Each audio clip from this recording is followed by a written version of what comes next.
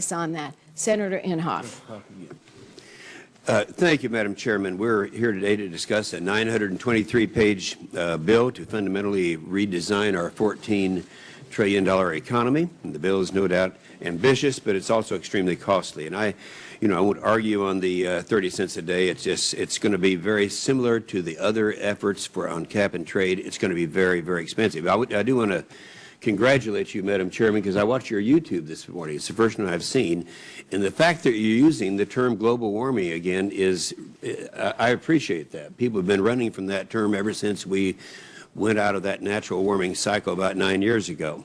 Now, I won't go into a lot of details on the request that we've had for a narrative on this thing from the Environmental Protection Agency. I'll have some questions for the director, but I'll let Senator Voinovich talk about that since we've made these requests together over a period of time.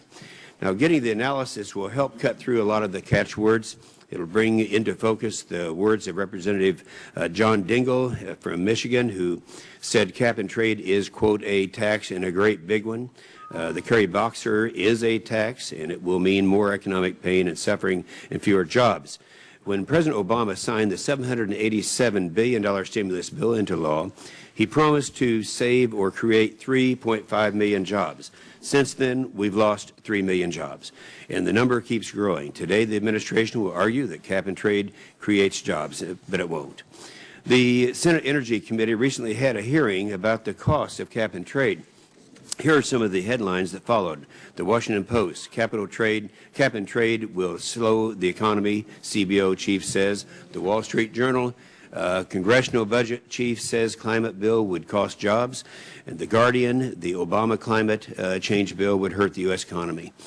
Let us recount a telling moment of that hearing. That's when Senator Sessions asked the government witnesses. Now, we have some overlap here. Ms. Jackson, you're one of them. They had the CBO, the EPA, EIA, and the CRS. He asked them whether anyone disagreed with the finding that the net effect of cap and trade would be a reduction in job. None did.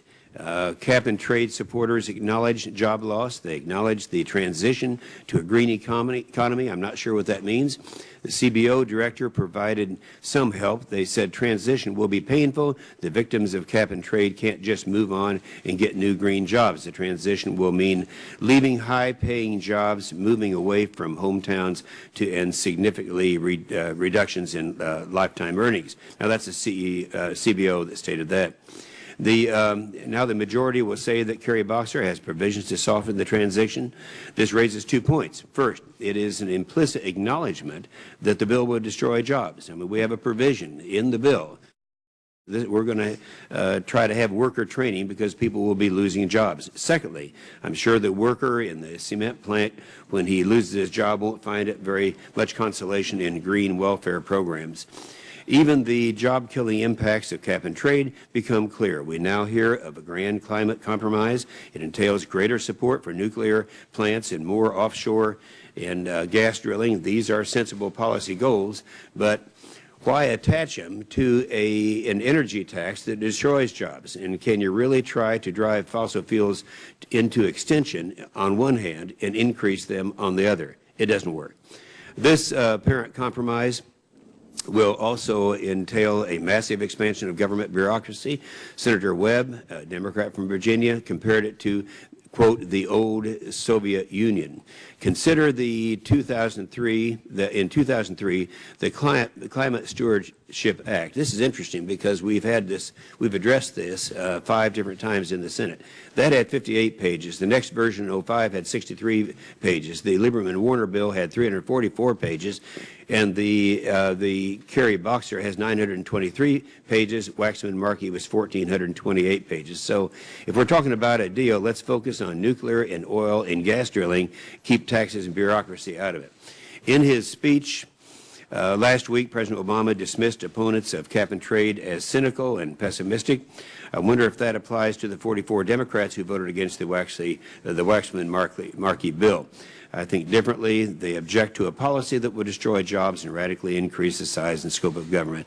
I think if you just look at this in light of the Kyoto Treaty, then the 03 bill, the 05 bill, the 08 bill, the one thing that they have in common is cap and trade is very expensive. We're talking about somewhere between $300 and $400 billion a year. That's something that American people can't tolerate, and I don't believe they will. Thank you, Madam Chairman.